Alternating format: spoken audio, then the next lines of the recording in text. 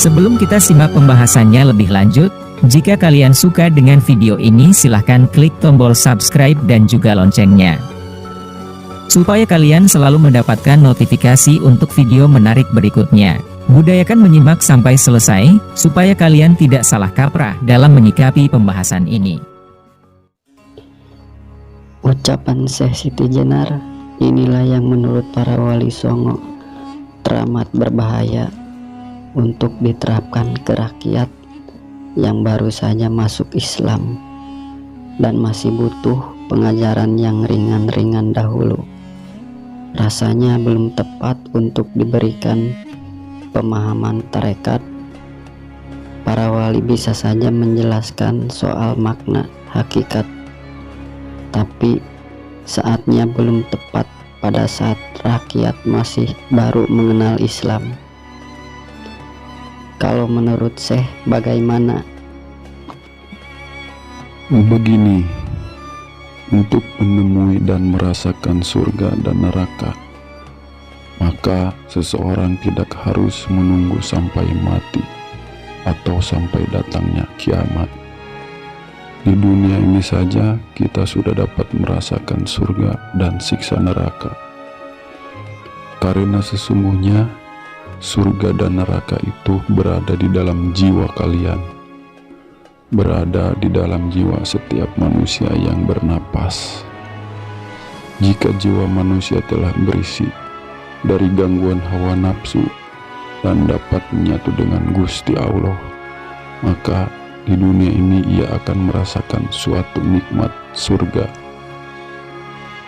Jika budi kalian misalnya menolong orang lemah, lalu hati menjadi ikhlas dan puas, maka itulah yang disebut surga.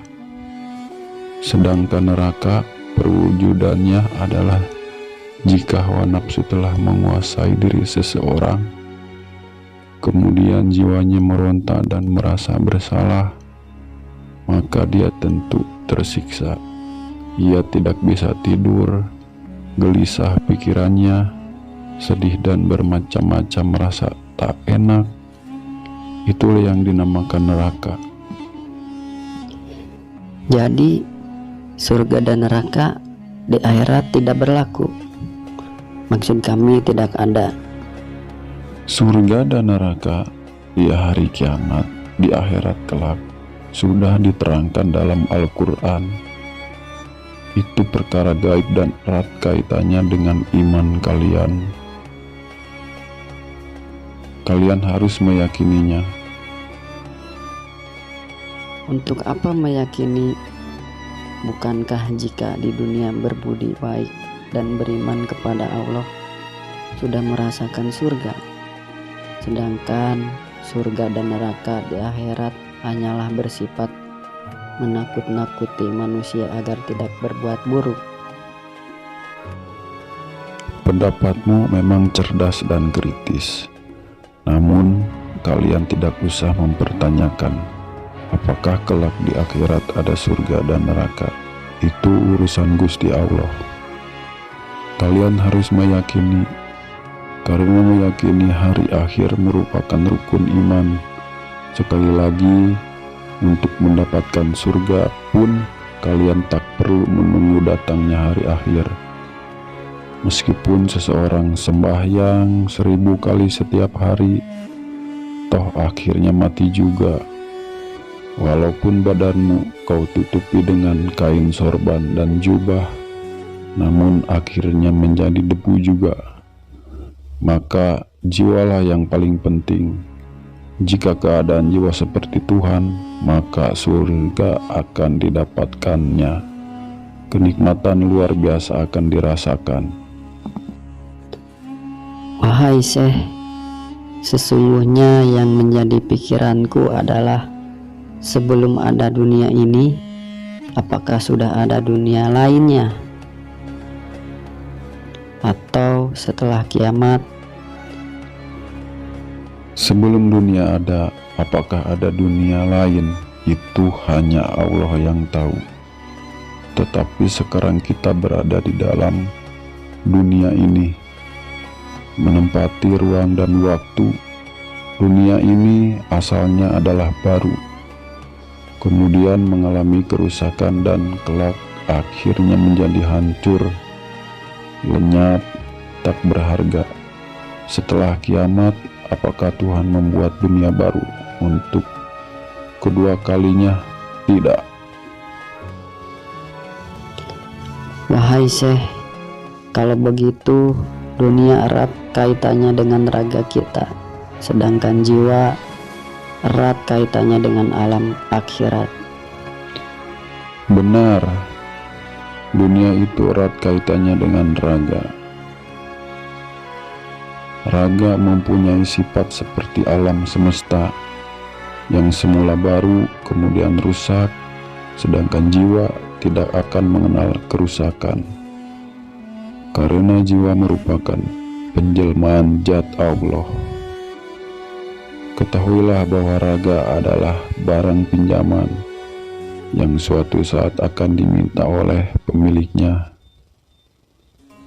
Ketahuilah wahai murid-muridku, raga ini sesungguhnya sangkar yang membelenggu dan menyulitkan jiwa. Agar jiwa menjadi bebas, maka suatu saat kelak kalian akan kuajari bagaimana cara melepas jiwa dari raga. Ilmu melepas jiwa artinya bahwa kematian adalah titik awal dari kehidupan yang sebenarnya.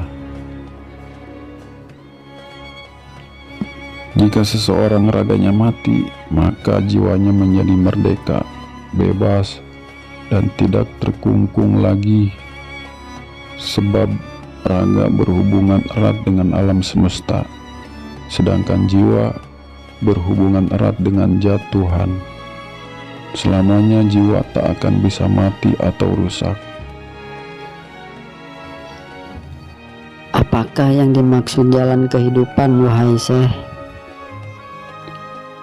Jalan kehidupan adalah jalan menuju kepada hidup yang sebenar-benarnya.